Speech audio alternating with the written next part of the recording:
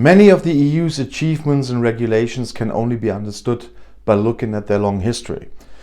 Germany has taken the councils and other events during the German EU Council Presidency as an opportunity to take a look back at the emergence of different policy areas in the European Union. At the same time, they ask, how can the EU develop further in this area? And in this case too, how did the World Trade Organization come about and what reforms are planned? These and other questions will be answered by the series Looking Back, Looking Ahead, on the occasion of the informal meeting of the EU trade ministers from September 20th to 21st that recently happened in Berlin. The WTO is an international organization that has dealt with the regulation of global trade and economic relations since its foundation. It was founded as the successor organization to the General Agreement on Customs and Trade, the GATT, with expanded objectives, and has been an independent international organization based in Geneva since 1995.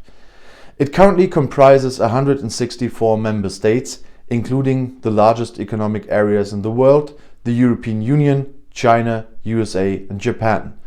Afghanistan became the youngest member to join in 2016.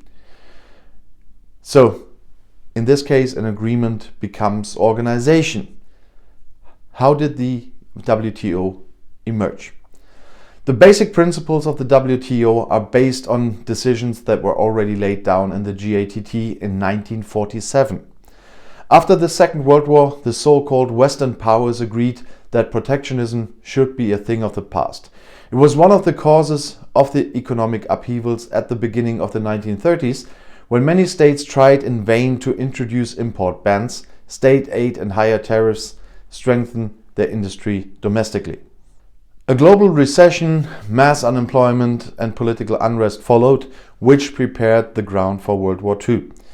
The GATT should guarantee a lowering of tariffs between the trading partners for the benefit of all 23 founding states. New states were gradually added, including Germany, which became a full member in 1951, just 6 years after the war. The WTO, as the successor organization, aimed to make world trade legally secure, non-discriminatory and open, and to dismantle trade barriers. A WTO member may not discriminate against another WTO member in trade matters compared to other states or domestic providers. The WTO set of rules for world trade has been gradually expanded, for example, for new products. This development led to the WTO establishing itself as an organization for international trade. Its overriding purpose is still today to ensure transparency in trade relations as well as to reduce and abolish tariffs and other trade barriers.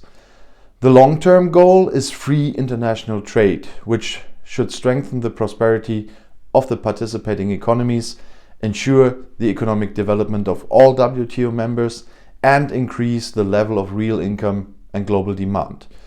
In line with these ambitious goals, the tasks of the WTO have also expanded.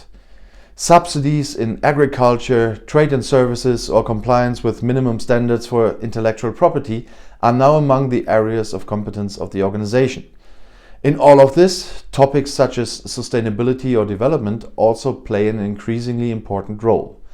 Structures of a multilateral trade order are needed, and the multilateral trade order created in this way has helped many national economies to achieve rapid growth and economic development in recent decades. Even today, the WTO is essential to ensure open, fair and rule-based trade. Nevertheless, the changed global framework conditions also require reform at the WTO. Inflexible procedures and conflicting interests of the individual members are a burden on the organization.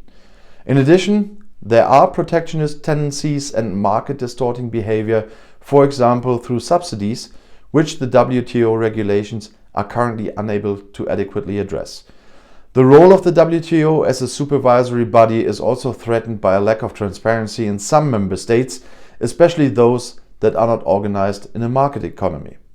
A reform agenda for the organization is therefore an important concern of the European Union and the EU member states, for example, to create rules for digital trade and to restore the full functionality of dispute settlement in the WTO.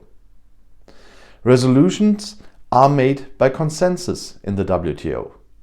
As a platform for resolving disputes between the members, the dispute settlement body is one of the most important organs of the WTO, alongside the Ministerial Conference of Economics and Trade Ministers, which meet at least every 2 years, the General Council and the General Secretariat.